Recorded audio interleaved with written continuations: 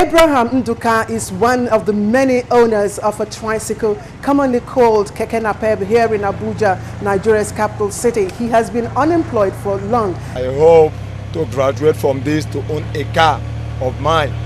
Now, this tricycle could be the beginning of a new life for him. The tricycle will service the need of society just like me and service the need of Abraham. It gives him a source of livelihood.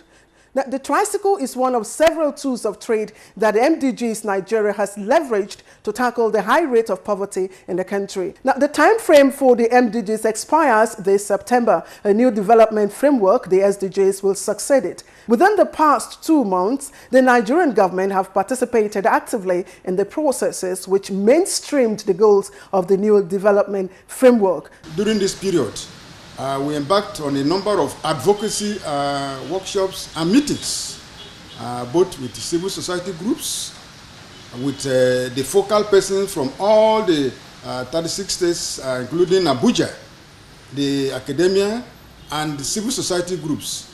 What were we doing? We're trying to sensitize them on the new agenda.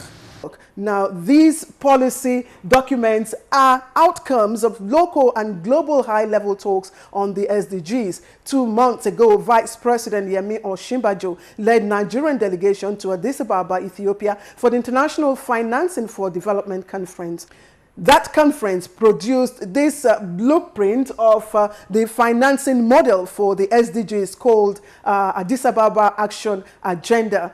First, everybody was wondering, would government know that it's important to go to Addis Ababa and discuss financing of ADG? Our Vice President was there.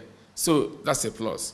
The Nigerian MDG's Endpoint 2015 report is yet another milestone identified with this administration. It highlights achievements, gaps, and lessons learned in the implementation of the MDGs and the introduction of the new successor development framework, the SDGs.